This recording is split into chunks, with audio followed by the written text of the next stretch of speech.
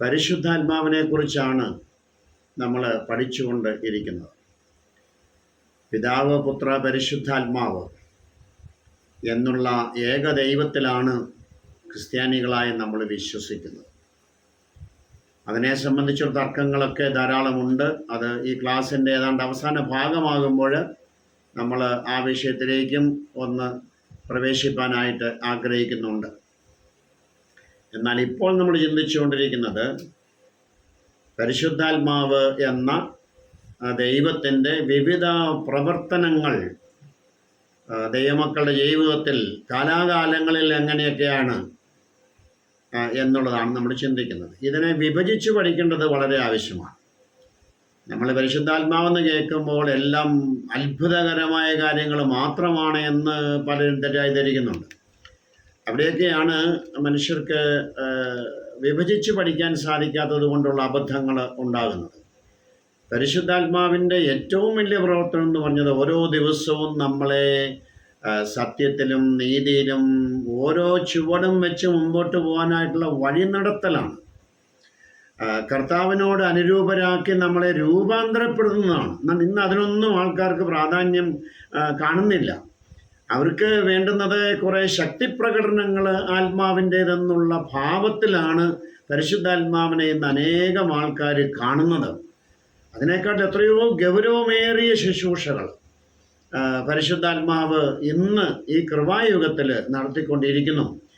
ഇതുകൊണ്ട് അത്ഭുതങ്ങളും അടയാളങ്ങളും മാത്രമല്ല പരിശുദ്ധാത്മാവ് എന്ന് തിരിച്ചറിയേണ്ട സമയം ആയിരിക്കുന്നു. അല്ലെങ്കിൽ വചനം അങ്ങനെയാണ് പഠിപ്പിക്കുന്നത്. നമ്മളതിനെ തിരിച്ചറിയണം. നമ്മൾ പഠിച്ചുകൊണ്ടിരിക്കുന്നത് ആത്മവരങ്ങളെ സംബന്ധിച്ചാണ്. ആത്മവരങ്ങൾ എന്ന് പറയുന്നത് അത്ഭുതകരമായ സംഗതി തന്നെയാണ്. അത്ഭുതമെന്ന് ഇവിടെ ഞാൻ പറയുമ്പോൾ അമാനുഷികമായ കാര്യങ്ങളാണ്. ഒരുവന് പഠിച്ചെടുക്കാവുന്നതോ അല്ലെങ്കിൽ അഭ്യസിച്ചിട്ട് ചെയ്യാവുന്നതോ ഒന്നുമായ കാര്യങ്ങളല്ല. ദൈവം നൽകിയത് കൊണ്ട് മാത്രം സാധിക്കുന്ന മാനുഷികമായ കാര്യങ്ങളെയാണ് ആത്മവരങ്ങൾ എന്നുള്ള രീതിയിൽ ദൈവവചനത്തിൽ നമ്മൾ കാണുന്നത്. ഈ ആത്മവരങ്ങളുടെ ഒരു പാഠം നമ്മൾ കഴിഞ്ഞു. ഇതിപ്പോൾ രണ്ടാമത്തെ പാഠത്തിലേക്ക് വന്നിരിക്കുകയാണ്. ആത്മവരങ്ങൾ എന്തായിരുന്നു എന്നാണ് നമ്മൾ ഒന്നാമത്തെ പാഠത്തിൽ ചിന്തിച്ചത്. അവയെ ഒന്നുകൂടി ഒന്ന് ഓർപ്പിക്കാം. 1 കൊരിന്ത്യർ 12-ാം അധ്യായത്തിൻ്റെ 8 മുതൽ 12 വരെയുള്ള വാക്യങ്ങളിലാണ്, കൃത്യമായി പറഞ്ഞാൽ 11 വരെയുള്ള വാക്യങ്ങളിലാണ് ഈ ആത്മവരങ്ങളുടെ, അതായത് അമാനുഷികമായ ദൈവം നൽകുന്ന, ആത്മാവ് നൽകുന്ന ചില പ്രത്യേക ശക്തികളുടെ ലിസ്റ്റ് അവിടെയാണ് കൊടുത്തിട്ടുള്ളത്. അവിടെ നമ്മൾ 3 ഗ്രൂപ്പായിട്ട് 3 എണ്ണം വെച്ച് അങ്ങനെ 9 ആത്മവരങ്ങളെക്കുറിച്ച് നമ്മൾ പൊതുവെ ഒന്ന് സംസാരിക്കുകയാണ് കഴിഞ്ഞ ക്ലാസ്സിൽ ഉണ്ടായത്. അതെന്താണെന്നൊന്ന് ഓർപ്പിച്ചിട്ട് അതിൻ്റെ ആത്മവരങ്ങളുടെ പേര് മാത്രം ഓർപ്പിച്ച് നമുക്ക് മുമ്പോട്ട് പോകാം. ഈ ആത്മവരങ്ങളിൽ ഒന്നാമതായിട്ട് നമ്മൾ കണ്ടത് ജ്ഞാനത്തിൻ്റെ വചനമാണ്. ദൈവികമായ ജ്ഞാനം നേരിട്ടൊരു വ്യക്തിക്ക് ലഭിക്കുന്നതിനെയാണ് ഇവിടെ ആത്മവരം കൊണ്ട് ഉദ്ദേശിച്ചത്. രണ്ടാമത്തേത് പരിജ്ഞാനത്തിൻ്റെ വചനമാണ്. പരിജ്ഞാനത്തിൻ്റെ വചനമെന്ന് പറയുമ്പോൾ ഈ ദൈവത്തിൽ നിന്ന് ലഭിച്ച ജ്ഞാനം കൊണ്ട് മാത്രമായില്ല, അതേത് സമയത്ത് എങ്ങനെ പ്രയോഗിക്കണം എന്നുള്ളതിൻ്റെ പ്രായോഗികമായ അറിവിനെയാണ് ഈ പരിജ്ഞാനത്തിൻ്റെ വചനം എന്നുകൊണ്ട് ഉദ്ദേശിച്ചത്. മൂന്നാമതായിട്ടുള്ള ആ ഗ്രൂപ്പിൽപ്പെട്ട മൂന്നാമത്തേത് വിശ്വാസമാണ്. വിശ്വാസം എന്ന് പറയുമ്പോൾ ഇവിടെ ഉദ്ദേശിക്കുന്നത് മലകളെ നീക്കുവാൻ തക്ക വിശ്വാസമെന്ന് ഉള്ള ഒരു പ്രയോഗമുണ്ട്, അല്ലെങ്കിൽ കടുകുമണിയോളം വിശ്വാസം എന്നുള്ളൊരു പ്രയോഗമുണ്ട്. അതൊക്കെ അത്ഭുതകരമായ വിശ്വാസമാണ്. ഒരു കാര്യം നടക്കും എന്നുള്ളതിനെ വിശ്വാസത്തോടു കൂടി പ്രഖ്യാപിക്കുമ്പോൾ അത് നടക്കുന്ന കാര്യമാണ് അവിടെ ഉദ്ദേശിക്കുന്നത്. രക്ഷിക്കുന്ന വിശ്വാസത്തെ അല്ല ഇവിടെ ഉദ്ദേശിക്കുന്നത്. രക്ഷിക്കുന്ന വിശ്വാസം ഒരു വരമല്ല, ഒരു ചോയ്സാണ്. ഒരു വ്യക്തി യേശുവിനെ വേണം അല്ലെങ്കിൽ വേണ്ട എന്നുള്ള തെരഞ്ഞെടുപ്പാണ് അവിടെ സംഭവിക്കുന്നത്. നാലാമതായിട്ട് നമ്മൾ കാണുന്നത് രണ്ടാമത്തെ ഗ്രൂപ്പാണ്. രണ്ടാമത്തെ ഗ്രൂപ്പിൽ കാണുന്ന രോഗശാന്തികളുടെ വരമാണ്. വിവിധ രോഗങ്ങളെ സൗഖ്യമാക്കാനായിട്ടുള്ള കഴിവ് ഒരു വൈദ്യോ പ്രയോഗങ്ങളും ഇല്ലാതെ ദൈവം നേരിട്ട് ഈ വ്യക്തിയിലൂടെ നൽകുന്ന ഒരു സൗഖ്യത്തെയാണ് അവിടെ ഉദ്ദേശിക്കുന്നത്. ഇനി അഞ്ചാമതായിട്ട് നമ്മൾ കണ്ടത് വീര്യപ്രവൃത്തികളാണ്. അവയിൽ ഒരു പക്ഷേ ചില രോഗസൗഖ്യങ്ങളും ഉണ്ടായേക്കാം. എന്നാൽ കൂടുതലായിട്ടും രോഗസൗഖ്യത്തിൽ നിന്ന് വ്യത്യസ്തമായിട്ട് ചില അത്ഭുതകരമായ കാര്യങ്ങളുടെ ലിസ്റ്റൊക്കെ നമ്മൾ കണ്ടു. ഭൂതങ്ങളെ പുറത്താക്കലുണ്ട്, ഉയർപ്പിക്കലുണ്ട്, പിന്നെ ചില വ്യക്തികളുടെ കണ്ണ് കുരുടാക്കിയ ചരിത്രങ്ങളൊക്കെ നമ്മൾ കണ്ടു. അങ്ങനെ പല രീതിയിലുള്ള പ്രവർത്തനങ്ങൾ, ഈ വളരെ അപൂർവമായിട്ടുള്ള ചില അത്ഭുത പ്രവൃത്തികളും ഉണ്ടായിരുന്നു.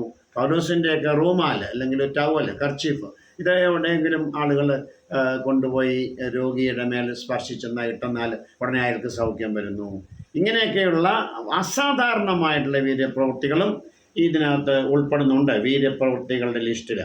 ഇനി ആറാമത്തേത് പ്രവചനം ആണ്. അതാണ് രണ്ടാമത്തെ ഗ്രൂപ്പിൻ്റെ ലാസ്റ്റ്. ഇതാണ് പ്രവചനം. പ്രവചനം എന്ന് പറയുമ്പോൾ പ്രധാനമായിട്ടും വരുവാനുള്ള കാര്യങ്ങൾ പറയുന്നത് കൂടാതെ അതിന് പ്രാധാന്യം കൊടുക്കുന്നത് ദൈവികമായ സത്യങ്ങൾ ദൈവത്തിന് വേണ്ടി വെളിപ്പെടുത്തുന്നു. അതുവരെ വെളിപ്പെടുത്തിയിട്ടില്ലാത്ത കാര്യങ്ങൾ പ്രവചനമായിട്ട് ഓരോരോ പ്രാദേശിക സഭയ്ക്കും ലഭിച്ചിരുന്നതിനെയാണ് ഇവിടെ പ്രവചനം വരം എന്ന് പറയുമ്പോൾ ഉദ്ദേശിച്ചിട്ടുള്ളത്.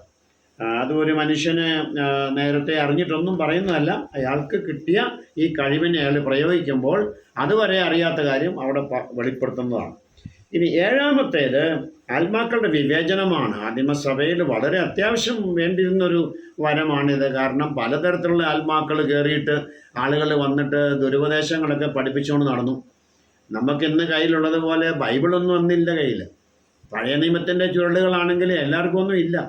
അപ്പോൾ പുതിയ നിയമത്തിൻ്റെ ഈ ഉപദേശങ്ങൾ സഭയിൽ സ്ഥാപിക്കുമ്പോൾ തെറ്റായ ഉപദേശങ്ങളുമായി കുറേ ആൾക്കാർ കടന്നു വരും.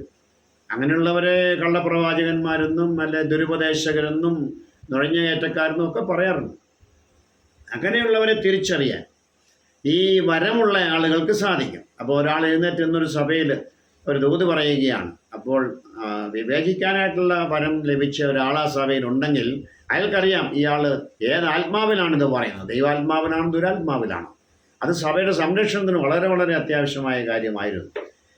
ഇനി എട്ടാമതായിട്ട് ഉള്ള ഇവിടെ വചനത്തിൽ കാണുന്ന വരമെന്ന് പറയുന്നത് പലവിധമായ ഭാഷകളാണ്. ഈ പലവിധമായ ഭാഷകൾ നമ്മൾ ആത്മസ്നാനത്തോട് ബന്ധപ്പെട്ട് നമ്മൾ സൂചിപ്പിച്ചു പോയതാണ്. ആരും പഠിച്ചിട്ടില്ലാത്ത ഭാഷയാണ്. ആരും എന്ന് പറഞ്ഞാൽ ഈ പറയുന്നയാൾ പഠിച്ചിട്ടില്ലാത്ത ഭാഷയാണ്. അയാൾ പക്ഷേ വളരെ വ്യക്തമായിട്ട് അർത്ഥം ഗ്രഹിക്കത്തക്കവണ്ണം പറയുന്നു. ആ ഭാഷ അറിയാവുന്നതിന് കേട്ടാൽ മനസ്സിലാവും.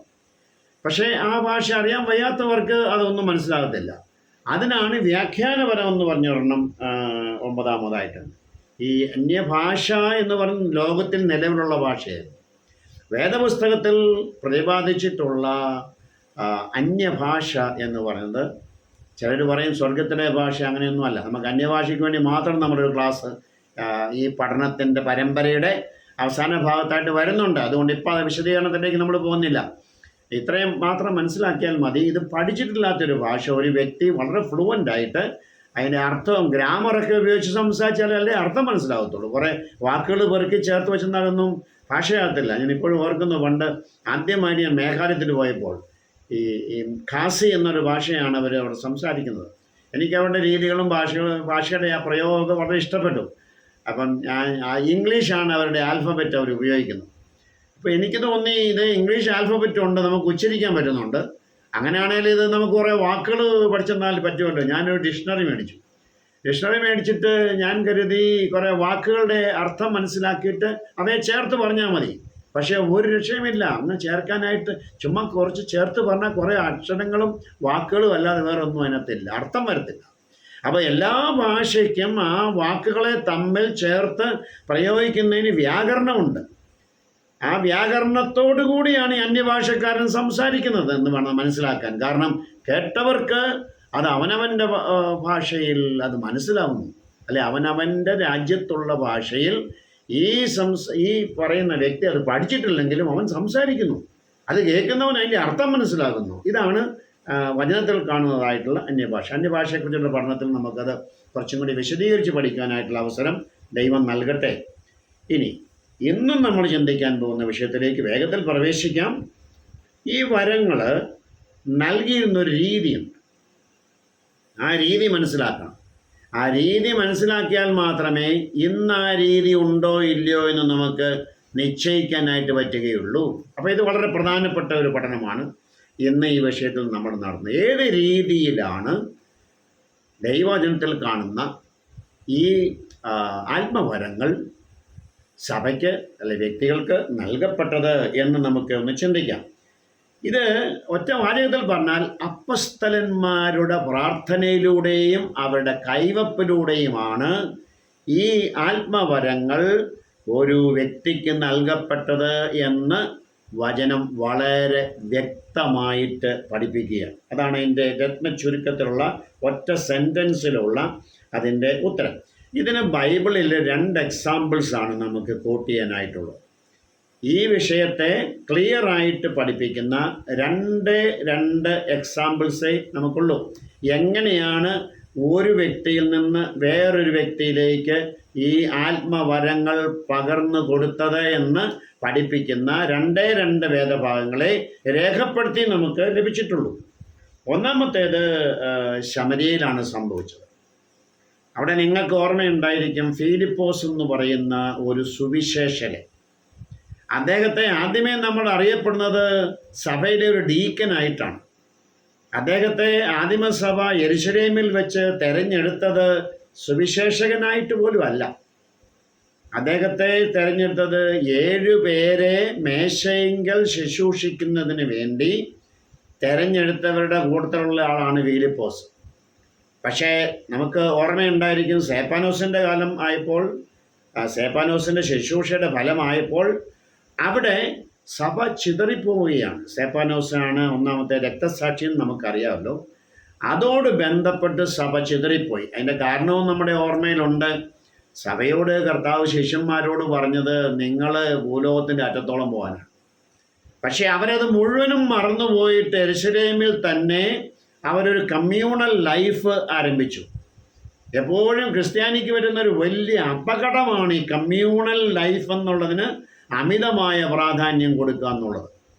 നമ്മളോട് പറഞ്ഞിരിക്കുന്ന എല്ലാം കൂടി ഒരുമിച്ച് കൂടി എപ്പോഴും അവിടെ ഇരിക്കാനായിട്ടല്ല. മറുമലയിൽ വെച്ച് പത്രോസിനുമൊക്കെ ഇതേ ആഗ്രഹം തന്നെ ഉണ്ടായി, നമുക്ക് എവിടെയെങ്കിലും ഇരുന്നാൽ പോരെ. അപ്പോൾ ആത്മീയം കൂടിക്കഴിയുമ്പോൾ മനുഷ്യന്മാർക്ക് വരുന്നൊരു വലിയ അബദ്ധമാണ് ഒരു സ്ഥലത്ത് കൂടി കൊട്ടും പാട്ടും ഒക്കെ ആയിട്ടിരുന്നുകൊണ്ടിട്ട് ഇതുപോലെ എന്തെങ്കിലുമൊക്കെ വൈകാരിക പ്രകടനങ്ങളും ഒക്കെ നടത്തിക്കൊണ്ട് നമുക്ക് ഇങ്ങനെ അങ്ങ് പോയാൽ മതി. ഇതാണ് കർത്താവ് ആഗ്രഹിക്കുന്നത്. അല്ല, കർത്താവ് ആഗ്രഹിക്കുന്നത് പുറപ്പെടാനാണ്. നിങ്ങൾ പുറപ്പെട്ട പിതാവിൻ്റെയും പുത്രൻ്റെയും പരിശുദ്ധാത്മാവിൻ്റെയും നാമത്തിൽ അങ്ങനെ സ്നാനം കഴിപ്പിക്കുക, പഠിപ്പിക്കുക, പിന്നെയും പഠിപ്പിക്കുക, ഇങ്ങനെയൊക്കെയുള്ള കാര്യങ്ങളെല്ലാം പറഞ്ഞു തന്നിട്ടുള്ളത് ഒരു ദൗത്യമാണ്. ആ ദൗത്യം മറന്നുകൊണ്ടാണ് ഈ 1-ാം നൂറ്റാണ്ടിലെ ശിഷ്യഗണങ്ങൾ അവർ ഈ 12 പേരും യെരുശലേമിൽ തന്നെ അങ്ങിരിക്കുകയാണ്. 10,000 3000 അത് 10,000 ഒക്കെ ആയിട്ട് വളർന്നു. പിന്നെ 10,000 ആയിട്ടൊക്കെ നമ്മൾ കാണുന്നു.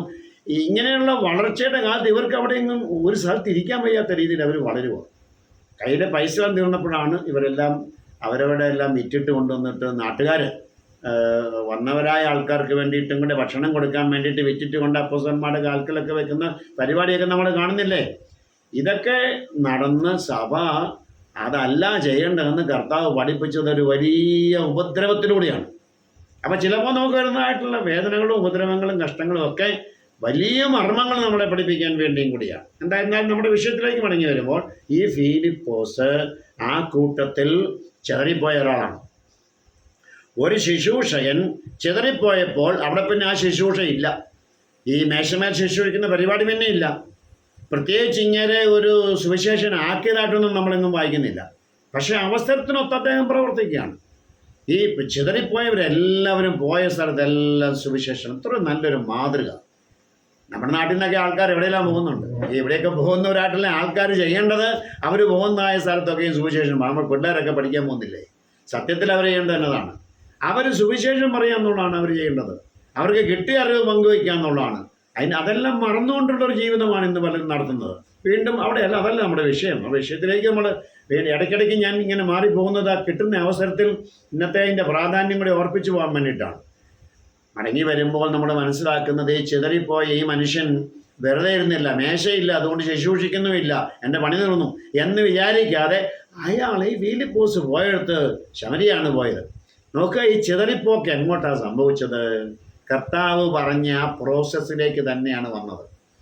നിങ്ങൾ യെരുശലേമിൽ, യഹൂദയിൽ, ശമര്യയിൽ. അപ്പം ആ പ്രോസസ്സ് കർത്താവ് തന്നെ ഇവർ നടത്താതിരുന്നതിനെ കർത്താവ് ഒരു പീഡനത്തിലൂടെ നടത്തിപ്പിക്കുകയാണ്.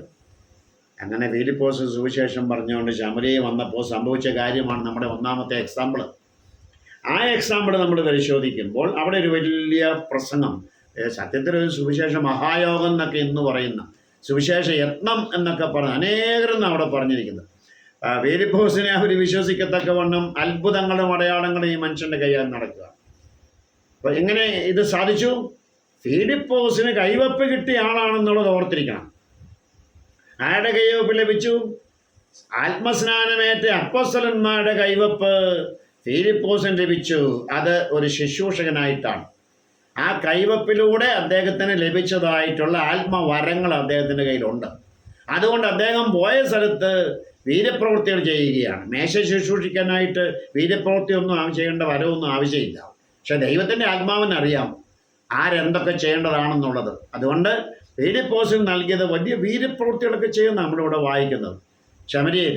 അങ്ങനെ ഫിലിപ്പോസ് ചെയ്ത വീര്യപ്രവൃത്തികൾ കണ്ടപ്പോൾ യേശുവിനെ വിശ്വസിച്ച് പലരും വിശ്വാസത്തിലേക്ക് കടന്നു. അനേകർ ശമര്യയിൽ സുവിശേഷം അറിഞ്ഞ് മുമ്പോട്ട് വന്നു. ആ കൂട്ടത്തിൽ ഒരു മനുഷ്യൻ, ഒരു ക്ഷുദ്രക്കാരൻ, ഒരു ആഭിചാരകൻ എന്നൊക്കെയാണ് അവിടെ പറഞ്ഞത്, ശിമോൻ എന്ന് പറയുന്ന ഒരു മനുഷ്യൻ ഉണ്ടായിരുന്നു. അയാളും വിശ്വാസത്തിലേക്ക് വന്നു എന്ന് പറഞ്ഞാൽ അയാളും സ്നാനമേറ്റു. എന്നാൽ അവിടെ ഒരു പ്രശ്നമുള്ളത്, ഇവർക്ക് പ്രത്യേകിച്ചൊരു കഴിവൊന്നും, ഫിലിപ്പോസിന് അത്ഭുതങ്ങൾ ചെയ്യാൻ പറ്റുന്നവർ ഇവർക്കാർക്കും ചെയ്യാൻ പറ്റത്തില്ല. അവർക്കെല്ലാവർക്കും പ്രവർത്തികൾ 2:38 പറയുന്നത് പോലെ ആത്മാവെന്ന ദാനം കിട്ടി. കാരണം അതൊരു വാഗ്ദത്തമാണ്. അതിനുവേണ്ടി നിങ്ങൾ ചെയ്യേണ്ട ഇത്രയേ ഉള്ളൂ: വിശ്വസിക്കുക, മാനസാന്തരപ്പെടുക, കർത്താവിനെ വായിക്കൊണ്ട് ഏറ്റുപറയുക, പാപമോചനത്തിന് വേണ്ടി സ്നാനമേൽക്കുക, അപ്പോൾ ദൈവം തരാമെന്ന് പറഞ്ഞതായിട്ടുള്ള ആത്മാവെന്ന ദാനം ഉള്ളിൽ വരും. അതിവർക്ക് എല്ലാവർക്കും കിട്ടി. പക്ഷെ ഇവർക്ക് ആർക്കും പ്രത്യേകിച്ചൊരു എന്താണ് ഈ പ്രവൃത്തി തുറന്നുകൊണ്ട് പോകുന്നതിന്, ശുശ്രൂഷകൾ വ്യാപിപ്പിക്കുന്നതിനൊന്നുമുള്ള പ്രത്യേക വരങ്ങളോ ശക്തികളോ ഇല്ല. ഫിലിപ്പോസിനുണ്ട്, ഇവർക്കില്ല. ഈ വിഷയമാണ് യെരുശലേമിലിരിക്കുന്ന അപ്പോസ്തലന്മാർ കേട്ടു. ശമര്യയിൽ സുവിശേഷം കൈക്കൊണ്ടു. ഈ വിവരം അറിഞ്ഞപ്പോൾ അവർ 2 പേരെ ഇങ്ങോട്ട് അയക്കുക. എന്തിനാ അവരെ അയക്കുന്നത്? ഫിലിപ്പോസ് അവിടെ ഉണ്ടല്ലോ. ഫിലിപ്പോസിൻ്റെ പ്രവൃത്തിയാൽ തന്നെ ഇത്രയും അനേകായിരങ്ങൾ വന്നില്ലേ? ഇനിയും പ്രത്യേകിച്ച് 2 പേരെന്തിനാണ് ഈ യെരുശലേമിൽ നിന്ന് അങ്ങോട്ട് പോകുന്ന കാര്യം എന്നായിരിക്കുന്നത്? അപ്പോൾ പത്രോസും യോഹന്നാനും അപ്പോസ്തലന്മാരാണ്. അവർ ആത്മസ്നാനം ലഭിച്ചവരാണ്. അവരെ ഇങ്ങോട്ട് എന്തിനു വേണ്ടി അയച്ചു? അത് വളരെ പ്രസക്തമായൊരു ചോദ്യമാണ്. നിങ്ങൾ ചിന്തിക്കണം. അവരിവിടെ വന്നിട്ട് എന്നാ കാണിക്കുന്നത്? അവരിവിടെ വന്നിട്ട് ചെയ്ത കാര്യം, ഇവിടെ പ്രവൃത്തികൾ 8-ാം അധ്യായത്തിൻ്റെ 15-17 വാക്യങ്ങളിൽ നമ്മൾ കാണുന്നുണ്ട്. 15-ൽ അവരെ അയക്കുന്നതാണ്. ഞാൻ വായിക്കാം. അവർ ചെന്ന് അവർക്ക് പരിശുദ്ധാത്മാവ് ലഭിക്കേണ്ടതിന് അവർക്കായി പ്രാർത്ഥിച്ച് അവർ അവരുടെ മേൽ കൈവച്ചപ്പോൾ അവർക്ക് പരിശുദ്ധാത്മാവ് ലഭിച്ചു. ഇത് പലരുടെയും മനസ്സിലൊരു കോൺട്രഡിക്ഷനായിട്ട് തോന്നുന്നു. അതായത് പരിശുദ്ധാത്മാവ് ഇതുവരെ അവർക്കില്ലായിരുന്നു. അതവിടെ പറയുന്നുണ്ട്. അന്ന് വരെ അവരിൽ ആരുടെ മേലും പരിശുദ്ധാത്മാവ് വന്നിരുന്നില്ല എന്ന് പറയുന്നുണ്ട്. അന്ന് വരെ അവരാരുടെ മേലും പരിശുദ്ധാത്മാവ് വന്നിരുന്നില്ല. ഇവിടെയാണ് വീണ്ടും നമ്മൾ ഈ അകത്ത് വരുന്നതും മേൽ വരുന്നതും നമ്മുടെ വ്യത്യാസം മനസ്സിലാക്കേണ്ടത്. ഇവർക്ക് എല്ലാവർക്കും അവിടെ ഉള്ളിൽ പരിശുദ്ധാത്മാവെന്ന ദാനം വന്നു എന്നുള്ള 100% നമുക്ക് വിശ്വസിക്കാം. കാരണം ദൈവം വാഗ്ദത്തങ്ങളിൽ വിശ്വസ്തനല്ലേ. ദൈവം ഒരു കാര്യം കൊടുക്കാമെന്ന് കൊണ്ട് കൊടുക്കാതിരിക്കുമോ? പെന്തക്കോസ്ത് നാളിൽ 3000 പേര് സ്നാനപ്പെട്ടു. അവർക്കാർക്കും പ്രത്യേകിച്ചൊരു കാത്തിരിപ്പിൻ്റെ ഉപദേശമോ കാത്തിരിപ്പോ ഒന്നും നമ്മൾ വായിക്കുന്നില്ല. അവരെല്ലാവരും ആത്മാവിൽ നിറഞ്ഞവരാണ്. കാരണം ദൈവത്തിൻ്റെ വാഗ്ദത്തം അവരിൽ നിറഞ്ഞു. അവർക്കുണ്ടായിരുന്ന കപ്പാസിറ്റിക്ക് അനുസരിച്ച് അവരുടെ ഹൃദയം നിറച്ചും ആത്മാവെന്ന ദാനം കൊണ്ടാണ് അവരെല്ലാം വീട്ടിൽ പോയത്. എന്നാൽ ഇവിടെ ഇവരുടെ മേൽ വന്നിരുന്നില്ല. അന്ന് വരെ അവർ ആരുടെ മേലും പരിശുദ്ധാത്മാവ് വന്നില്ല. അവരുടെ ഉള്ളിൽ വന്നില്ല എന്ന് പറയുന്നില്ല. അതുകൊണ്ട് നമ്മൾ വളരെ ശ്രദ്ധയോടുകൂടി വേണം ഈ ഭാഗത്തെ ഉൾക്കൊള്ളാൻ. ദൈവത്തിൻ്റെ വാഗ്ദത്തങ്ങളിൽ ദൈവം വിശ്വസ്തനായതുകൊണ്ട് അവരോടൊന്നല്ല, ഇന്നും എന്നും എല്ലാ മനുഷ്യരും യേശുക്രിസ്തുവിനെ സ്വീകരിച്ച് അനുസരിച്ച് കഴിയുമ്പോൾ, അതായത് ക്രിസ്തീയ സ്നാനത്തിൽ പിതാവിൻ്റെയും പുത്രൻ്റെയും പരിശുദ്ധാത്മാവിൻ്റെയും നാമത്തിൽ സ്നാനം ഏറ്റ് കഴിയുമ്പോൾ അവർക്ക് പരിശുദ്ധാത്മാവ് ദാനം കിട്ടും. അതൊരു വാഗ്ദത്തമാണ്. ദൈവം വിശ്വസ്തനായിട്ട് നടത്തി. എന്നാൽ ഇവിടെ കിട്ടാത്തവൻ എന്താണ്? അന്ന് വരെ അവർ ആരുടെ മേലും വന്നിരുന്നു എന്നുള്ളതാണ് ഇവിടുത്തെ വിഷയം. എന്തിനാണ് ഈ മേല് വരുന്നതെന്നുള്ളത് നമ്മൾ ഇതിൻ്റെ അടുത്ത സെക്ഷനായിട്ട് ഒരു പക്ഷേ വരുന്ന ക്ലാസ്സിലായിരിക്കാം. ഉദ്ദേശം, ഈ ആത്മസ്നാനത്തിൻ്റെ ഉദ്ദേശം പഠിക്കുമ്പോൾ ഈ മേലിൽ വരുന്നതിൻ്റെ കാര്യം പഠിക്കും. ഞാൻ ഇപ്പോൾ ഒന്ന് സൂചിപ്പിച്ചു പോകാം. മേലിൽ വരുന്നത് സഭയ്ക്ക് ഇത് ആവശ്യമാണ്. അന്ന് അപ്പോസ്തലന്മാർ ആകപ്പാട് 12 പേരിലേ ഉള്ളൂ. ഇത് സഭ ഇങ്ങനെ ചിതറിപ്പാർക്കുന്നവരുടെ ഇടയിലേക്കെല്ലാം ഇങ്ങനെ ചിതറിപ്പോയവരെല്ലാവരും അവിടെ സുവിശേഷം പറഞ്ഞു പോകാൻ സഭ വ്യാപിച്ചുകൊണ്ടിരിക്കുകയാണ്. എണ്ണത്തിൽ ഈ 12 അപ്പോസ്തലന്മാർ മാത്രം പോരാ, വചനം സ്വീകരിക്കാനും പറഞ്ഞു കൊടുക്കാനും ഒക്കെ. അതിനാണ് ഈ ആത്മവരങ്ങൾ സഭയ്ക്ക് ആദ്യമ നൂറ്റാണ്ടിൽ നൽകിയത്. അതിനെങ്ങനെ എന്ത് ചെയ്യണം? ആ അപ്പോസ്തലന്മാരുടെ കൈവപ്പ് ലഭിക്കണം. കൈവപ്പ് ലഭിച്ച മൾട്ടിപ്പിൾ പീപ്പിൾ, ഒന്നിലധികം ആൾക്കാർ ഓരോ ചർച്ചിനും ഓരോ കോൺഗ്രിഗേഷനിലും ഉണ്ടായിരുന്നു. അതിനാണ് ഇവരെ അങ്ങോട്ട് അയക്കുന്നതായിട്ട് നമ്മൾ വരുന്നത്. അപ്പം അതുവരെയും അവരുടെ മേൽ പരിശുദ്ധാത്മാവ് വന്നില്ല എന്ന് പറയുമ്പോൾ ഇവർക്ക് പരിശുദ്ധാത്മാവേ കിട്ടിയില്ലെന്നല്ല അതിൻ്റെ അർത്ഥം. ദൈവം വാഗ്ദത്തം ചെയ്ത ആത്മദാനം അവർക്ക് ലഭിച്ചു. പക്ഷേ സഭയ്ക്ക് അന്ന് വേണ്ടിയിരുന്നതായിട്ടുള്ള അത്ഭുതപരമായ കാര്യങ്ങൾ ചെയ്യാനായിട്ടും വചനം സ്ഥാപിക്കാനായിട്ടുള്ള കാര്യങ്ങൾ ചെയ്യാനായിട്ടും ഒന്നുമുള്ള ശക്തി, ഈ പ്രത്യേക ശക്തി അവർക്ക് ലഭിച്ചെന്നില്ല. അതുകൊണ്ടാണ് ഇവർ അവിടെ പോവുകയും ഈ ശക്തി അവർക്ക് ലഭിക്കുന്നതിന് വേണ്ടി എന്ത് ചെയ്തു? അവരുടെ കൈ പ്രാർത്ഥിച്ച് ഈ വ്യക്തികളുടെ തലമേൽ വെച്ചപ്പോൾ അവർക്ക് ഈ വരങ്ങൾ ലഭിച്ചു. ഈ വരങ്ങൾ ലഭിച്ചു എന്നുള്ളത് നമുക്ക് എങ്ങനെ അറിയാം? എന്ത് വരമാണെന്നൊന്നും പ്രത്യേകിച്ച് അവിടെ പറയുന്നില്ല. പക്ഷേ അവർക്ക് എന്തോ സംഭവിച്ചു അവരിൽ. ആ സംഭവിച്ചപ്പോൾ കണ്ട ഒരാൾ ശിമോൻ കണ്ടപ്പോൾ ശിമോൻ അത് വാങ്ങണം എന്നുള്ള ആഗ്രഹം വരുന്നു. സ്വാഭാവികമായിട്ടും കാണാൻ സാധിക്കുന്ന, കേൾക്കാൻ സാധിക്കുന്ന എന്തോ കാര്യങ്ങളാണ് അവർക്ക് ലഭിച്ചത്. അതിൻ്റെ എന്തൊക്കെയാണ് കിട്ടിയെന്ന് അവിടെ പറയുന്നത്. അത് ആത്മാവിൻ്റെ ഇഷ്ടം പറയാം. ആത്മാവ് കൊടുക്കുന്നത് എന്താണ് കൊടുക്കണമെന്നുള്ളത്. ഒരു പക്ഷേ തീർച്ചയായിട്ടും അന്യഭാഷയോ അല്ലെങ്കിൽ പ്രവചനമോ മറ്റുള്ളവർക്ക് കാണാനും കേൾക്കാനും പറ്റുന്ന എന്തോ സംഭവമാണ് അവിടെ നടന്നതെന്ന് വേണം നമ്മൾ അനുമാനിക്കാൻ. മറ്റു പല ഭാഗങ്ങളിലും അങ്ങനെയുള്ള വരങ്ങളെയാണ് നൽകുന്നതായിട്ട് നമ്മൾ കാണുന്നത്. അപ്പോൾ രണ്ടാമത്തെ ഉദാഹരണം നമുക്ക് നോക്കാം. ഒന്നാമത്തേത് നമ്മൾ ക്ലിയറായിട്ട് കണ്ട അപ്പോസ്തലന്മാരുടെ കൈവെപ്പിലൂടെയാണ്. പത്രോസും യോഹന്നാനുമാണ് ഇവിടെ അപ്പോസ്തലന്മാരായിട്ട് നമ്മൾ മനസ്സിലാക്കുന്നത്. ഇനി രണ്ടാമത്തെ സംഭവം പറയുന്നത് പ്രവൃത്തികളുടെ പുസ്തകം 19-ാം അധ്യായത്തിലാണ്. അവിടെ 1 മുതൽ 6 വരെയുള്ള വാക്യങ്ങളിലാണ്.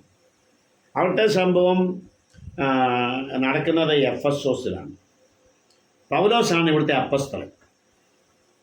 അപ്പോൾ എഫെസോസിൽ പൗലോസ് ചെന്നപ്പോൾ അവിടെ കുറേ ആളുകളെ കണ്ടു. അവർ യോഹന്നാൻ സ്നാപകൻ്റെ ശിഷ്യന്മാരായിരുന്നു. പക്ഷെ പൗലോസിനത് മനസ്സിലായില്ല. പൗലോസ് ഇവരുടെയൊക്കെ ഈ രീതികളൊക്കെ കണ്ടപ്പോൾ സുവിശേഷത്തോട് താല്പര്യമുള്ളവരെ പോലെ തന്നെയാണ് പൗലോസിന് മനസ്സിലായത്. പെട്ടെന്ന് പൗലോസ് അവർ യേശുവിന് ശിഷ്യന്മാരാണ് ഇവരെന്ന് വിചാരിച്ചുകൊണ്ട് ചോദിച്ചു, നിങ്ങൾ വിശ്വസിച്ചപ്പോൾ പരിശുദ്ധാത്മാവിനെ പ്രാപിച്ചു? അപ്പോൾ അവരുടെ മറുപടി, ഞങ്ങൾ ഇങ്ങനെ പരിശുദ്ധാത്മാവെന്ന ഒരാളുണ്ടെന്ന് പോലും കേട്ടിട്ടില്ല എന്നുള്ളതായിരുന്നു. അപ്പോൾ പൗലോസോട് ചോദിക്കുകയാണ്, അപ്പം നിങ്ങളുടെ സ്നാനം പിന്നെ എന്താണ്? സ്നാനമാണ് നിങ്ങളേറ്റത്? അതിനുള്ള മറുപടിയിൽ കാര്യം വ്യക്തമായിരുന്നു. അവർ പറഞ്ഞ മറുപടി, ഞങ്ങളേറ്റത് യോഹന്നാൻ സ്നാപകൻ്റെ സ്നാനമാണ്. അപ്പോൾ പൗലോസ് അവരോട് പറഞ്ഞു, യോഹന്നാന് മാനസാന്തര സ്നാനമാണ് കഴിപ്പിച്ചത്. തൻ്റെ പിന്നാലെ വരുന്ന യേശുവിൽ വിശ്വസിക്കണമെന്നാണ് യോഹന്നാൻ ഉപദേശിച്ചത്. ആ യേശുവിനെക്കുറിച്ച് പൗലോസ് അവിടെ പറഞ്ഞു, പഠിപ്പിച്ചവരെ. അങ്ങനെ അവർ 12 പേരുടെ കാര്യം അവിടെ പറഞ്ഞു. ആ 12 പേരും സ്നാനമേറ്റ് കഴിഞ്ഞപ്പോൾ പിന്നെയാണ് അവരുടെ മേൽ ഇദ്ദേഹം കൈവയ്ക്കുന്നതായിട്ട് നമ്മൾ കാണുന്നു. 19-ന്റെ 6-ൽ അന്ന് വരെ പൗലോസ് അവരുടെ മേൽ കൈവച്ചപ്പോൾ പരിശുദ്ധാത്മാവ് അവരുടെ മേൽ വന്നു. അവർ അന്യഭാഷയിൽ സംസാരിക്കുകയും പ്രവചിക്കുകയും ചെയ്തു. ഇവിടെ എന്തൊക്കെയാണ് വരങ്ങൾ വന്നതെന്ന് പ്രത്യേകിച്ച് പറയുന്നു. പക്ഷേ നമ്മൾ ശമരയിൽ അത് പറയുന്നില്ല. ഏറെക്കുറെ ഇത് തന്നെ ആയിരിക്കണം അവിടെയുമുള്ള അടയാളങ്ങളായിട്ട് സംഭവിച്ചതെന്ന് വേണം അനുമാനിക്കാൻ. എന്തായിരുന്നാലും ആളുകൾക്ക് കാണാനും കേൾക്കാനും പറ്റുന്ന രീതിയിലുള്ള അടയാളങ്ങളായിരുന്നു എന്ന് നമുക്ക് ഇവിടെ ഒന്നും വ്യക്തമാണ്. ഇപ്പം ഇവിടെയും അവരുടെ മേൽ കൈവച്ചപ്പോൾ പരിശുദ്ധാത്മാവ് അവരുടെ മേൽ വരുന്നു. ഇത് ആത്മഫലങ്ങളാണ്. ആത്മഫലങ്ങളുടെ രണ്ടെണ്ണത്തിനെ ഇവിടെ എടുത്തു പറയുന്നുണ്ട്. അന്യഭാഷ, പ്രവചനം, ഇത് രണ്ടുമാണ് അവിടെ ലഭിച്ചത്. ഇവിടെ ഈ പ്രത്യേകമായ ശക്തികൾ, അതായത് സ്നാനമേൽക്കുമ്പോൾ, ജലസ്നാനമേൽക്കുമ്പോൾ കിട്ടുന്നതിനെ പറ്റി അല്ല, അത് ദാനമാണ്. അങ്ങനെ ജലസ്നാനമേറ്റവർക്ക് കൈവപ്പിലൂടെ ലഭിക്കുന്ന പ്രത്യേകമായ ശക്തികളുടെ കാര്യത്തിൽ രണ്ട് സന്ദർഭങ്ങളാണ് നമ്മൾ കാണുന്ന. ആ രണ്ട് സന്ദർഭങ്ങളിലും അപ്പോസ്തലന്മാരുടെ കൈവപ്പിലൂടെയാണ് ഈ കാര്യം സാധിച്ചത്. ഇവിടെ നമ്മൾ ഒന്നും കൂടി ശമരിയിലെ കാര്യം ഒന്ന് ചിന്തിച്ച് നോക്കുകയും, ഇവിടെ ഫിലിപ്പോസിന് അത്ഭുതങ്ങൾ ചെയ്യാൻ കഴിവുള്ളവനായിരുന്നല്ലോ. ഫിലിപ്പോസിൻ്റെ അത്ഭുതകരമായ ശുശ്രൂഷ കണ്ടിട്ടാണല്ലോ ആളുകൾ ഇത്രയും വലിയ ജനക്കൂട്ടം കടന്നു വന്നത്, വിശ്വാസത്തിലേക്ക് വന്നതുമൊക്കെ. പിന്നെന്തുകൊണ്ട് ഈ ഫിലിപ്പോസിന് ഇത് ഈ അപ്പോസ്തലന്മാർക്ക് നൽകാൻ സാധിച്ചില്ല? അതൊരു ചിന്തിക്കേണ്ട ഒരു വലിയ വിഷയം തന്നെയാണ്. ഫിലിപ്പോസിന് കൊടുക്കാൻ സാധിക്കാത്തതുകൊണ്ടാണല്ലോ ഈ പ്രത്യേക ദൗത്യത്തിന് വേണ്ടി മാത്രം രണ്ടുപേരെ യെരുശലേമിൽ നിന്ന് അയക്കേണ്ടി വന്നത്. അപ്പം അത് ക്ലിയർ അല്ലേ? അവിടെ അപ്പോസ്തലന്മാർക്കല്ലാതെ അപ്പോസ്തലന്മാരുടെ കൈവപ്പിലൂടെ ഈ വരം ലഭിച്ച ആളുകൾക്ക് വീണ്ടും ഒരാൾക്ക് പകർന്നു കൊടുക്കാനായിട്ടുള്ള കഴിവില്ലായിരുന്നു, ദൈവം അനുവദിച്ചിരുന്നില്ല. അപ്പം നമുക്ക് തോന്നും അതെന്താ അങ്ങനെയൊക്കെ, ഇതങ്ങ് തുടർന്ന് പോയാൽ പോരെ, പലരും പഠിപ്പിക്കുന്ന ഇന്നും തുടരണമെന്നാണ്. അങ്ങനെയല്ല അതിൻ്റെ കാര്യം. അത് നമ്മൾ എത്ര നാളത്തേക്കിനായിരുന്നു എന്നുള്ള വിഷയം പഠിക്കുമ്പോൾ ഒരു പക്ഷേ അടുത്ത ക്ലാസ്സിലായിരിക്കും നമുക്കത് മനസ്സിലാവും. കാരണം ഈ അടുത്ത തലമുറ, അപ്പോസ്തലന്മാർ കൈവച്ചിട്ടുള്ള ആളുകളുടെ തലമുറയും കൂടി കഴിയുമ്പോൾ പൂർണ്ണമായ വചനം ലഭിക്കുന്നതിനുള്ള മാർഗം ദൈവം തന്നു കഴിയും. ആ പൂർണ്ണമായ വചനം വരുന്നത് വരെ മതി ഈ വക കാര്യങ്ങൾ. അപ്പോൾ ദൈവം ഒരു കാര്യവും വെറുതെ അങ്ങോട്ട് ഇത്രയും പേർക്ക് ഇരിക്കട്ടെ, അവർക്കത് കൊടുത്തു, ഇനി അവർ വേറെ ആളും കൊടുക്കണ്ട, അങ്ങനെയല്ല. ദൈവം ചെയ്യുന്ന എല്ലാ കാര്യത്തിനും വ്യക്തതയുണ്ട്. ആ വ്യക്തത അപ്പോസ്തലന്മാർക്ക് ഈ കഴിവ് കൊടുത്തു. അവർ കൈവെപ്പ് നൽകുന്ന ആൾക്കാർക്ക് ആത്മാവ് നിശ്ചയിക്കുന്നത് പോലുള്ള വരങ്ങൾ ആത്മാവിൻ്റെ ഇഷ്ടപ്രകാരം ആത്മാവ് കൊടുക്കുന്നു. പക്ഷെ അവർക്ക് വീണ്ടും കൊടുക്കേണ്ട ആവശ്യം വരുന്നില്ല മറ്റുള്ളവർക്ക്. കാരണം ആ സമയമായപ്പോഴേക്കും പൂർണ്ണമായ ദൈവത്തിൻ്റെ അരുളപ്പാടുകളെ അറിയാനായിട്ടുള്ള മാർഗം ആ സമയമായപ്പോഴേക്കും ദൈവം നൽകിക്കഴിയും. അത് മുന്നമേ അറിയാവുന്ന ദൈവമാണ് ഈ ഒരു ക്രമീകരണം ഇവിടെ ചെയ്തിരിക്കുന്നത്. അപ്പോൾ ഒന്ന് ആവർത്തിച്ച് പറയട്ടെ, അപ്പോസ്തലന്മാർക്ക് മാത്രം, ആ മാത്രം എന്നുള്ളത് ഞാൻ എടുത്തു പറയുക, നിങ്ങളത് ഓർക്കുക. വേറെ ആർക്കും അപ്പോസ്തലന്മാരുടെ കൈവപ്പ് ലഭിച്ച ഫിലിപ്പോസിന് അടുത്ത ഒരു തലമുറയ്ക്ക് ഇത് പകർന്നു കൊടുക്കാനായിട്ടുള്ള കഴിവില്ലാത്തത് കൊണ്ടാണ് ശമര്യയിലേക്ക് രണ്ട് അപ്പോസ്തലന്മാർ യെരുശലേമിൽ നിന്നും വരേണ്ടി വന്നത്. കാരണം വേറെ ഒന്നും ആ അപ്പോസ്തലന്മാർ അവിടെ ചെയ്യുന്നതായിട്ട് നമ്മൾ കാണുന്നില്ല. അവരോട് സുവിശേഷം പറഞ്ഞതും അവർക്ക് വചനങ്ങൾ പറഞ്ഞു കൊടുത്തതും അവരെ വളർത്തിക്കൊണ്ടിരുന്നതും ഒക്കെ ഫിലിപ്പോസ് തന്നെയാണ്. ആ ഫിലിപ്പോസും തുടരാനുള്ള ശുശ്രൂഷയാണ് അവിടെ ഉണ്ടായിരുന്നത്. അപ്പോൾ ആ സഭയിൽ കൂടുതൽ ആൾക്കാർ ഇതുപോലെയുള്ള വചനപ്രഘോഷണത്തിനും അത്ഭുതങ്ങൾ ചെയ്യാനും സ്ഥാപിക്കാനും ഒക്കെ വേണം. അതിനുവേണ്ടി ഫിലിപ്പോസിന് ചെയ്യാൻ പറ്റാത്ത കാര്യം അപ്പോസ്തലന്മാർ വന്നിട്ട് ചെയ്യുന്ന ഒരനുഭവമാണ് ആ സംഭവത്തിൽ നമ്മൾ കാണുന്നത്. അതുകൊണ്ട് ഇത് എങ്ങനെയാണ് ലഭിച്ചതെന്നുള്ളതിന് തെളിവ് സഹിതം നമ്മൾ സ്ഥാപിച്ചു കഴിഞ്ഞു. അപ്പോസ്തലന്മാരുടെ കൈവപ്പിനാലും പ്രാർത്ഥനയാലും മാത്രമാണ് ആത്മവരങ്ങൾ ലഭിച്ചുകൊണ്ടിരുന്നത്. ഇന്ന് അപ്പോസ്തലന്മാരില്ലാത്തത്തോളം കാലം ഇന്നിത് ഉണ്ട് എന്നാരെങ്കിലും പറഞ്ഞാൽ അതിനെ സ്വീകരിക്കാനായിട്ട് പ്രയാസമുണ്ട്. അതും ഇതിൻ്റെ കാലാവധി എന്നുള്ള വിഷയത്തിൽ കുറച്ചും കൂടി നമ്മൾ പ്രതിപാദിച്ച് വിശദീകരണങ്ങൾ നൽകുന്നതാണ്. ഇനി രണ്ടാമതായിട്ട് നമ്മൾ ഇന്ന് ചിന്തിക്കുന്ന കാര്യം, അതായത് ഈ വിഷയത്തിൽ മൂന്നാമത്തെ പോയിന്റാണ്, ആർക്കാണിത് നൽകിയത് എന്നുള്ളത്. ആർക്കാണെന്നുള്ളതിനും വളരെ പ്രാധാന്യം. ദൈവത്തിൻ്റെ വചനം വളരെ വ്യക്തമായിട്ട് പറയുന്നു, പരിശുദ്ധാത്മാവിനെ ലഭിക്കുന്നത് ദൈവമക്കൾക്കാണ്. അതുകൊണ്ടാണല്ലോ പെന്തക്കോസ്ത് നാളിലത്തെ ആ അപ്പോസ്തലന്മാരുടെ പ്രസംഗം കേട്ട് 3000 പേര് വന്നവരോടും പാപങ്ങൾക്ക് മോചനത്തിനായിട്ട് നിങ്ങൾ സ്നാനമേൽക്കണം, അപ്പോൾ പരിശുദ്ധാത്മാവിന് ദാനം ലഭിക്കും. അത് അവരുടെ ഉള്ളിലാവുന്നത്, അത് നമ്മൾ കണ്ടു. ഗിഫ്റ്റാണത്. ആ ഗിഫ്റ്റ് വസിക്കാൻ വേണ്ടി വന്നതാണ്. അതുപോലെ തന്നെ പരിശുദ്ധാത്മാവിൻ്റെ എല്ലാ പ്രവർത്തനങ്ങളും അത് ദൈവമക്കൾക്കാണ് വാഗ്ദാനം ചെയ്യപ്പെട്ടിട്ടുള്ളത്. ഈ മേൽ വരുന്നതും ദൈവമക്കൾക്കുള്ള ഒരു ഒരു ഒരു നന്മയുടെ, അല്ലെങ്കിൽ ദൈവം നൽകുന്ന ഒരു അനുഗ്രഹത്തിൻ്റെ, അത് മേൽ വരുന്ന അത്ഭുതകരമായ ശക്തി തന്നെ അതിൻ്റെ ഒരു തെളിവാണ്. ഇതിൻ്റെ ഒരു വാക്യം ഞാൻ വായിക്കുമ്പോൾ അത് വ്യക്തമാകും. യോഹന്നാൻ 14:17 ലോകം അവനെ കാണുകയോ അറിയുകയോ ചെയ്യായികയാൽ അതിനവനെ ലഭിപ്പാൻ കഴിയുകയില്ല. ലോകത്തിന് എന്ന് പറഞ്ഞാൽ പാപികൾക്ക്. ദൈവത്തിൻ്റെ വചനം ലോകം എന്ന് പറയുന്നത് യേശുക്രിസ്തുവിനെ കൂടാതെയുള്ള ജനസമൂഹത്തെയാണ് മനുഷ്യർ, ലോകം എന്നൊക്കെ പറയും. ആ ലോകത്തിന് ദൈവത്തിൻ്റെ ആത്മാവിനെ പ്രാപിപ്പാൻ കഴിയുകയില്ല. അപ്പോൾ ആർക്കാണ് ഇത് നൽകിയെന്ന് ചോദിച്ചാൽ ക്രിസ്ത്യാനിക്കാണ്, രക്ഷിക്കപ്പെട്ടവനാണ്. ഈ 2 ഉദാഹരണങ്ങളിൽ നമുക്കത് വ്യക്തമാണല്ലോ. ഒന്നാമതായിട്ട് നമ്മൾ കണ്ടത് ഫിലിപ്പോസ്. ചെന്ന ഉടനെ തന്നെ എല്ലാവർക്കും അവിടെ ഇങ്ങനെയുള്ള വരങ്ങളൊന്നും അപ്പോസ്തലന്മാർ വന്ന് കൊടുക്കുകയല്ല. ആദ്യം അവർ സുവിശേഷം കേട്ടു, അവർ ക്രിസ്ത്യാനികളായി. ക്രിസ്ത്യാനികളായവർക്കാണ് ഈ വരങ്ങൾ കൈവപ്പിലൂടെ അപ്പോസ്തലന്മാർക്ക് നൽകാനായിട്ട് സാധിച്ചത്. രണ്ടാമത്തെ ദൃഷ്ടാന്തവും നമുക്കറിയാം.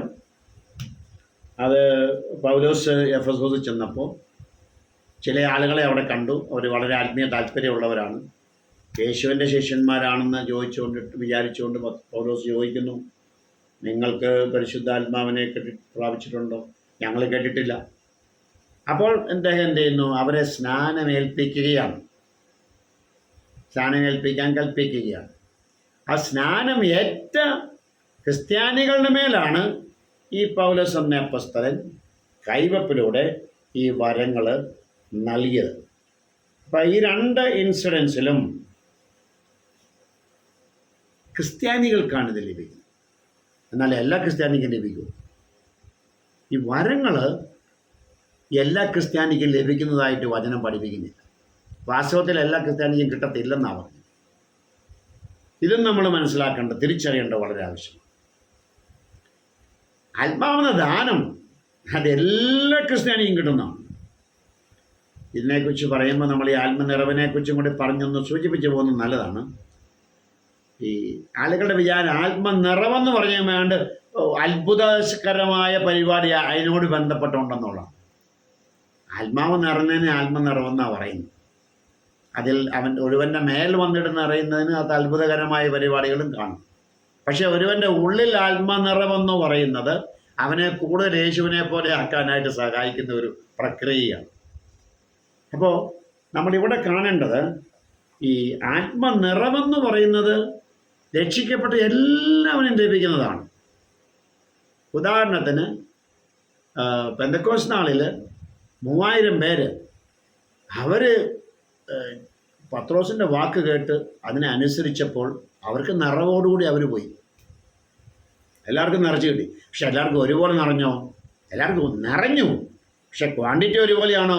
ആയിരിക്കത്തില്ല. കാരണം ഓരോരുത്തരും സ്വീകരിക്കുന്ന കപ്പാസിറ്റി അനുസരിച്ചാണ് അവൻ്റെ അളവ്, അവൻ്റെ പാത്രം എന്ത് മാത്രം ഉണ്ടോ അത്രേ അവന് നിറയ്ക്കാൻ പറ്റുള്ളൂ. ദൈവം വിചാരിച്ചാൽ പോലും നമ്മൾ കൊണ്ടിരുന്ന പാത്രം ചെറുതാണെന്ന് പറഞ്ഞാൽ ആ പാത്രം നിറച്ചേ കിട്ടുള്ളൂ. അത്ര സിമ്പിളായിട്ട് ഇതിനെ മനസ്സിലാക്കിയാൽ മതി. നമുക്ക് സ്വീകരിക്കാനുള്ള കപ്പാസിറ്റിയാണ് ഇവിടുത്തെ നിറവിൻ്റെ അളവിൻ്റെ കാര്യം ചെയ്യുന്നത്. 1 ലിറ്ററിൻ്റെ ഒരു പാത്രം കൊണ്ട് ചെന്നാൽ 1 ലിറ്റർ നിറച്ച് കിട്ടും. 10 ലിറ്ററിൻ്റെ ഒരു ജാറും കൊണ്ട് ചെന്നാൽ 10 ലിറ്റർ നിറച്ച് കിട്ടും. വലിയൊരു ബാരലും കൊണ്ട് ചെന്നാൽ ബാരൽ നിറച്ച് കിട്ടും. പരിശുദ്ധാത്മാവ് നമ്മുടെ ഉള്ളിൽ വസിക്കുന്നത് നമ്മൾ എന്തുമാത്രം അതിനെ സ്വീകരിക്കാനുള്ള കപ്പാസിറ്റി ഓരോ വ്യക്തിക്കും ഉണ്ടെന്നുള്ള പോലെ. ഈ കപ്പാസിറ്റി വർദ്ധിപ്പിക്കാൻ ദൈവത്തിൻ്റെ ഒത്തിരി പരിപാടിയുണ്ട്. നമ്മുടെ ജീവിതത്തിൽ വരുന്ന ഓരോ സർജിക്കൽ സ്ട്രൈക്ക് എന്നൊക്കെ വേണമെങ്കിൽ പറയാം. നമുക്ക് ഓരോ പ്രയാസങ്ങളും കഷ്ടങ്ങളും ഒക്കെ വരുന്നതൊക്കെ നമ്മുടെ കപ്പാസിറ്റി കൂട്ടാൻ വേണ്ടി തന്നെ. ആരും ജനിക്കുമ്പോൾ ഫുൾ കപ്പാസിറ്റിയിലൊന്നും അല്ല ജനിക്കുന്നത്. വീണ്ടും ജനിക്കുന്നവൻ എല്ലാവരും ഒരേ കപ്പാസിറ്റി അല്ല. അത് ഞാനിങ്ങനെ അങ്ങ് പറഞ്ഞു പോകുന്നുള്ളേ ഉള്ളൂ. ഈ സന്ദർഭത്തിൽ ഞങ്ങളതിൻ്റെ ഉള്ളിൽ ഗ്രഹിക്കുക, നമുക്ക് ആത്മനിറവ് എല്ലാവർക്കും ലഭിക്കുന്നതാണ്. എല്ലാവർക്കും ഒരുപോലെ അല്ല അതിൻ്റെ ക്വാണ്ടിറ്റി എന്നുള്ളതിൻ്റെ കാരണം നമ്മൾ കൊണ്ടിരുന്ന പാത്രം ഒരുപോലെ അല്ലെന്നുള്ളത് മാത്രമാണ് അതിൻ്റെ വ്യത്യാസം. സ്വീകരിക്കാനായിട്ട് മനസ്സോടെ നമ്മൾ കർത്താവിന് മുമ്പിൽ താഴുമ്പോൾ ഇത് നിറഞ്ഞുകൊണ്ടേയിരിക്കും. എന്നാൽ ഈ ആത്മവരം അങ്ങനെയല്ല. ആത്മവരങ്ങൾ ആർക്കൊക്കെ വേണമെന്നുള്ളത് തീരുമാനിക്കുന്നത് ചെല്ലുന്നവനല്ല. നമുക്ക് ഒരു തെളിവുമില്ല. അപ്പോസ്തലന്മാർ തീരുമാനിച്ചു കൊടുത്താന്നുള്ളതിന് ഒരു തെളിവുമില്ല. അപ്പം പിന്നെ എങ്ങനെയാണ് തെളിവുള്ളത്? ആത്മാവ് താൻ ഇച്ഛിക്കുമ്പോൾ അതത് വരം പകുത്തു കൊടുക്കുന്നു എന്നുള്ളതാണ് വചനം പറയുന്നത്. അപ്പം ഇവിടുത്തെ ഇച്ഛ എന്ന് പറയുന്നത് ആരുടെയാണ്? നൽകുന്ന അപ്പോസ്തലൻ്റെ അല്ല, സ്വീകരിക്കാൻ വന്നവൻ്റെ അല്ല. നമുക്ക് ആഗ്രഹിക്കാം. കാരണം പൗലോസ് പറയുന്നുണ്ട്, വാഞ്ചിപ്പീൻ, വിശേഷാൽ പ്രവചനവരം വാഞ്ചിപ്പീൻ എന്നൊക്കെ പറയുന്നുണ്ട്. അപ്പം ആഗ്രഹിക്കാം. യെസ്, ഞാൻ പറയുന്നത് ഈ പറയുന്നതെല്ലാം ഇന്നത്തെ കാലഘട്ടത്തെക്കുറിച്ചല്ല. ഇതുണ്ടായിരുന്ന 1-ാം നൂറ്റാണ്ടിലത്തെ കാര്യമാണ് ഇവിടെ പറയുന്നത്. ആ സന്ദർഭം വിട്ടിട്ട് നമ്മൾ ചിന്തിക്കരുത്. ഇന്നും ആത്മവരങ്ങൾക്ക് വേണ്ടി വാഞ്ചിക്കാനായിട്ട് വചനം പറയുന്നില്ല. ആത്മവരങ്ങൾക്കൊരു കാലാവധി നിശ്ചയിച്ചിട്ടുണ്ട്. ദൈവം ഉണ്ടായിരുന്നു, ആ സമയം കഴിഞ്ഞു. ആ കാര്യങ്ങളൊക്കെ അടുത്ത ക്ലാസ്സിലാണ് നമ്മൾ പഠിക്കാൻ പോകുന്നത്. എന്ന് വരെയാണ് ഈ ആത്മവരങ്ങൾ ഉണ്ടായിരുന്ന അതിൻ്റെ ഉപയോഗം എന്നതായിരുന്നു, ഇന്ന് വേണോ, ഇതൊക്കെ നമ്മൾ പഠിക്കാൻ കിടക്കുന്നേ ഉള്ളൂ. പക്ഷെ ഇപ്പം ഇത്രയും മനസ്സിലാക്കുക, ഇത് ഉണ്ടായിരുന്ന കാലത്തെ കാര്യമാണ് ഇപ്പോൾ പഠിക്കുന്നത്. ഉണ്ടായിരുന്ന കാലത്ത് വാഞ്ചിക്കാൻ പറയുന്നുണ്ട് കൊരിന്ത്യരോടുമൊക്കെ. വിശേഷാൽ പറഞ്ഞാൽ വാഞ്ചിപ്പി. ഇപ്പോൾ വാഞ്ചിക്കാം. അന്ന് അപ്പോസ്തലന്മാരുണ്ടായിരുന്നു വിചാരിച്ചു, ഉണ്ടല്ലോ അവർ കൈവച്ചിട്ട് അവർ പറയുക നിനക്ക് ഇന്ന ഇരിക്കട്ടെ എന്ന് പറഞ്ഞതായിട്ട് ഒരു തെളിവില്ല. പിന്നെ എങ്ങനെയാണ് ആൾക്കാർ കിട്ടുന്നത്? ആത്മാവ് തന്നെ കൊടുക്കുക. ആത്മാവിനറിയാം ആ സഭയ്ക്ക് ഏതൊക്കെ വരങ്ങളാണ് ആ ടൗണിൽ, ആ കോൺഗ്രിഗേഷനിൽ, കൊരിന്ത് അല്ലെ എഫെസോസ്, അവിടെ എന്തൊക്കെയാണ് വേണ്ടെന്നുള്ളത് ഏറ്റവും ബെസ്റ്റ് അറിയാവുന്ന ആർക്കാണ്? പരിശുദ്ധാത്മാവിനാണ്. അതുകൊണ്ടാണ് ആത്മാവ് തന്നെ വരങ്ങളെല്ലാം ഇങ്ങനെ താൻ ഇച്ഛിക്കും പോലെ പകർന്നു കൊടുക്കുന്നതായിട്ട് നമ്മൾ വായിക്കുന്നത്. അത് നമ്മൾ ഞാൻ വായിക്കട്ടെ ആ ഭാഗം. 1 കൊരിന്ത്യർ 12:8 വാക്യത്തിൽ വായിക്കട്ടെ. ഒരുത്തന് ആത്മാവിനാൽ ജ്ഞാനത്തിൻ്റെ വരവും മറ്റൊരുത്തന് അതേ ആത്മാവിനാൽ പരിജ്ഞാനത്തിൻ്റെ വചനവും നൽകപ്പെടുന്നു. എന്നാൽ എല്ലാം പ്രവർത്തിക്കുന്നത്, ഇങ്ങനത്തെ വാക്കുകളാണ് നിങ്ങൾ ശ്രദ്ധിക്കുന്നത്, താൻ ഇച്ഛിക്കും പോലെ അവനവന് അതത് വരം പകുത്തു കൊടുക്കുന്ന ഒരേ ആത്മാവ് തന്നെ. അപ്പം സഭയിൽ പല ആൾക്കാർക്കും പല തരത്തിലുള്ള വരങ്ങൾ ലഭിച്ചുകൊണ്ടിരുന്നു കൈവപ്പിലൂടെ. പക്ഷെ അതെല്ലാം നൽകുന്നത് ആർക്കെന്ത് വേണം തീരുമാനിക്കുന്നത് പരിശുദ്ധാത്മാവാണ്. ഇതാർക്കാണ് കൊടുക്കുന്നത്? രക്ഷിക്കപ്പെട്ടവന് മാത്രമേ കൊടുക്കത്തുള്ളൂ. ലോകത്തിന് ഇതിനെ പ്രാപിക്കാൻ സാധിക്കത്തില്ല. അപ്പോൾ ആർക്കാണിത് കിട്ടുന്നത്? ക്രിസ്ത്യാനിക്കാണിത് കൊടുത്തുകൊണ്ടിരുന്നത്. ഇത് കിട്ടുന്നതിനുള്ള മാർഗം എന്താണ്? നമ്മൾ ആഗ്രഹിക്കാമെന്നല്ലാതെ നമുക്കിത് ഇന്ന കണ്ടീഷനൊക്കെ പാലിച്ചാൽ കിട്ടുമെന്നില്ല. ആത്മാവിന് ദാനം കിട്ടുന്നത് ചില കണ്ടീഷനുണ്ട്. എന്തായിരുന്നു ആ കണ്ടീഷൻ? വിശ്വസിക്കണം, മാനസാന്തരത്വം, യേശുവിനെ ഭാഗം ഏറ്റു പറയണം. അത്രയും ചെയ്യുമ്പോൾ അതിൻ്റെ ദൈവത്തിൻ്റെ ഭാഗമാണ് പാപമോചനം കിട്ടും, ആത്മാവിന് ദാനവും കിട്ടും. പക്ഷെ ഇവിടെ കണ്ടീഷനില്ല. ഇവിടെ നമുക്ക് ആഗ്രഹിക്കാം, കണ്ടീഷനൊന്നും വേറെയില്ല. അതുകൊണ്ട് നമ്മൾ ചില കാര്യങ്ങൾ ചെയ്തിട്ടല്ല ആത്മവരങ്ങൾ കിട്ടുന്നത്. ആത്മവരങ്ങൾ കിട്ടുന്നത് താൻ ഇച്ഛിക്കും പോലെ അതത് വരം പകുത്തുന്ന ആത്മാവിന് ഇഷ്ടമാണ്. പരിശുദ്ധാത്മാവ് ഒരുവന് നൽകാൻ തീരുമാനിച്ചാൽ നൽകും. വീണ്ടും തെറ്റിദ്ധരിക്കരുത്, ഇന്നത്തെ കാര്യമല്ല പറയുന്നത്, ഇത് ഉണ്ടായിരുന്ന കാലത്തെ കാര്യമാണ് പറയുന്നത്. ഞാൻ എടുത്തു പറയാൻ കാരണം ഇത് കേൾക്കുമ്പോൾ ആൾക്കാർക്ക് തോന്നുന്നത് ഇന്നും നമുക്കിങ്ങനെ ആഗ്രഹിച്ചുകൊണ്ട് നിന്നാൽ കിട്ടുമോ? ഇന്ന് ഈ സംഭവം ദൈവം നൽകുന്ന കാലഘട്ടമല്ല എന്നുള്ളത് നമ്മൾ അടുത്ത ക്ലാസ്സിലൊക്കെ നമ്മൾ ചിന്തിക്കാൻ പോവാം. അപ്പോൾ എടുത്തി ആടിക്കൊണ്ട് നമ്മളൊരു ഇതിലേക്ക് പോകരുത്, തെറ്റിദ്ധാരണയിലേക്ക് പോകണ്ട. ഇപ്പം നമ്മൾ സംസാരിക്കുന്ന ആത്മവരങ്ങൾ ഉണ്ടായിരുന്ന കാലത്ത് നടന്നിരിക്കുന്ന കാര്യങ്ങളാണ് നമ്മൾ പറഞ്ഞുകൊണ്ടിരിക്കുന്നത്. അപ്പം അങ്ങനെ വരുമ്പോൾ പരിശുദ്ധാത്മാവ് എൻ്റെ ഈ കൃപാവരങ്ങൾ അത് എല്ലാ ക്രിസ്ത്യാനിക്കും ലഭിക്കുന്നതല്ല എന്നാണ് വചനത്തിലെ സൂചന. ഞാനൊരു വാക്യം വായിക്കുമ്പോൾ ഒന്ന് ക്ലിയർ ആവും. 1 കൊരിന്ത്യർ 12:30. പൗലോസ് ചോദിക്കുക, കൊരിന്ത്യരോട് ചോദിക്കുക, എല്ലാവരും വീര്യപ്രവൃത്തികൾ ചെയ്യുന്നവരോ? ഉത്തരം എന്താണ്? അല്ല എന്ന് തന്നെയാണ് ഉത്തരം. എല്ലാവർക്കും രോഗശാന്തിക്കുള്ള വരമുണ്ടോ? ഉത്തരം ഇല്ല എന്നാണ്. എല്ലാവരും അന്യഭാഷ സംസാരിക്കുന്നുവോ? ഉത്തരം ഇല്ല എന്നാണ്. എല്ലാവരും വ്യാഖ്യാനിക്കുന്നുവോ? പിന്നെ ധ്വനി എന്താ ഇവിടുത്തെ ഉത്തരം? ഇതിനെല്ലാം ഇല്ല എന്ന് തന്നെയാണ്.